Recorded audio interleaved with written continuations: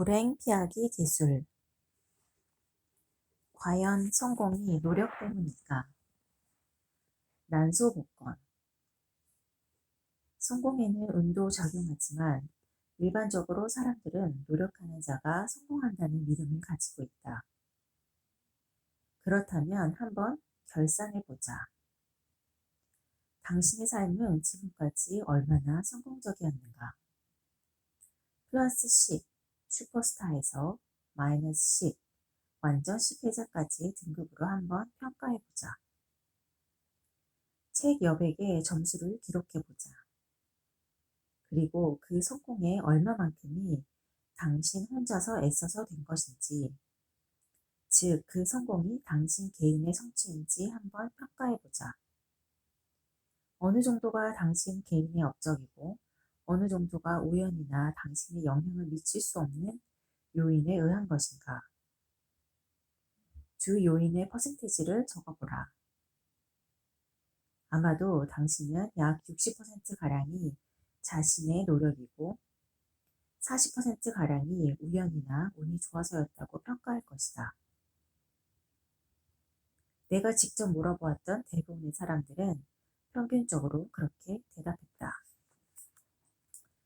자, 이제 작은 사고 실험을 해보자. 이것은 워렌 버핏이 제안한 실험이다. 엄마 뱃속에 일란성 쌍둥이가 자라고 있다. 둘 다 동일한 지능에 동일한 힘과 열정을 지니고 있다고 하자. 갑자기 요정이 날아와서는 이렇게 말한다. 둘 중 한 명은 미국에서 성장하게 될 것이고 다른 한 명은 방글라데시에서 성장하게 될 거야. 방글라데시에서 성장하는 사람은 나중에 세금을 낼 필요가 없어. 자, 당신이 쌍둥이 중 한 명이라고 할 때 미국에서 태어나서 자라기 위해 미래의 수입 중 얼마만큼을 내어놓을 의향이 있는가? 버핏은 얼마나 좋은 조건에서 태어났는지를 두고 난소 복권이라 불렀다. 물론 미국을 독일이나 스위스, 다른 잘 사는 나라들로 대치해도 무방하다.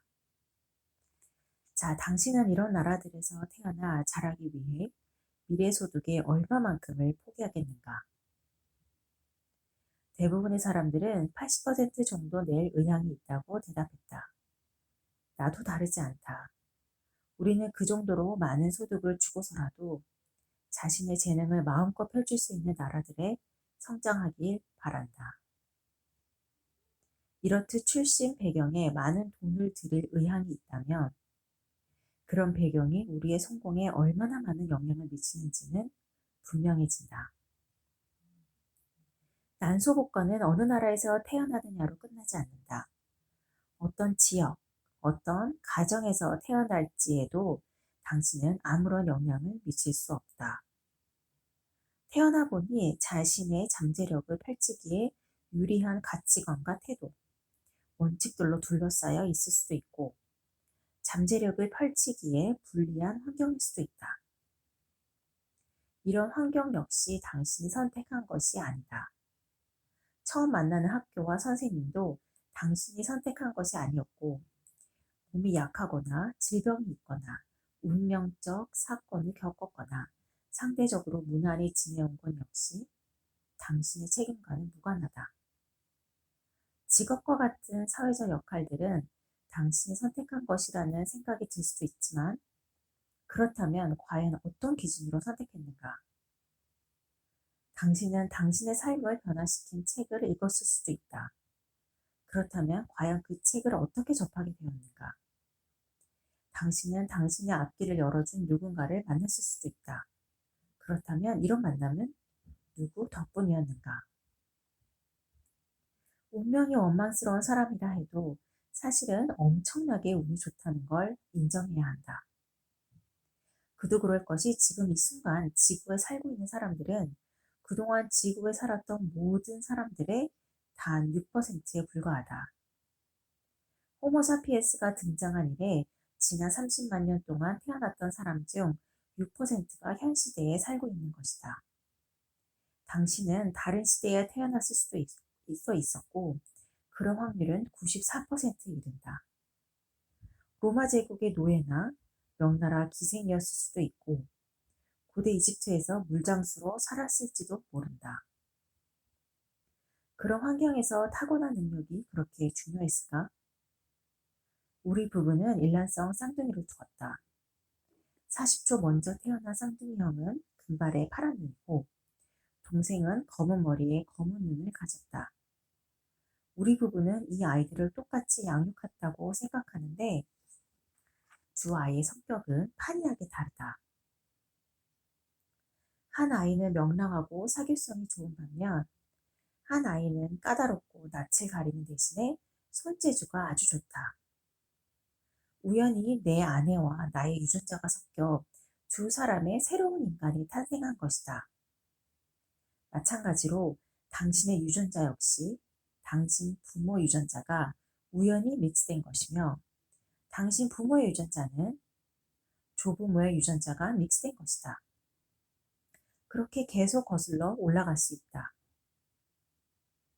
그러므로 당신을 결정하는 것은 바로 당신의 유전자와 그 유전자의 설계도가 실행되는 당신의 환경이다.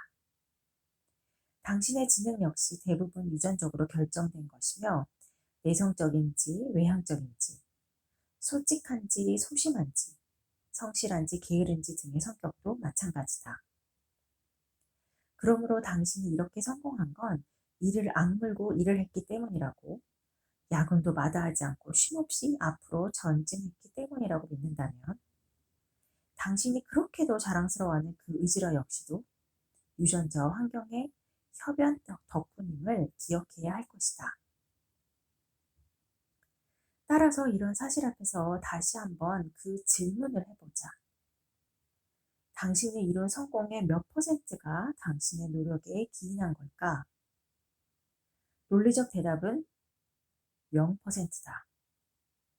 당신의 성공은 기본적으로 당신이 아무런 영향을 끼칠 수 없는 것들에 근거한다. 당신의 성공에 당신이 기여한 바는 없다. 여기서 두 가지 결론이 나온다. 첫째는 성공이 올 때 당신은 겸손해야 한다는 것이다. 성공이 크면 클수록 떠벌리고 다니지 말아야 한다. 겸손은 시리에 뒤떨어진 미덕처럼 보일지도 모른다. 하지만 자제하라. 물론 내가 여기서 이야기하는 것은 거짓 겸손이 아니라 진정에서 우러난 겸손을 말하는 것이다. 자만하지 않는 것이 좋은 삶의 기본 태도다. 이에 대해서는 뒤에서 다시 살펴보도록 하겠다.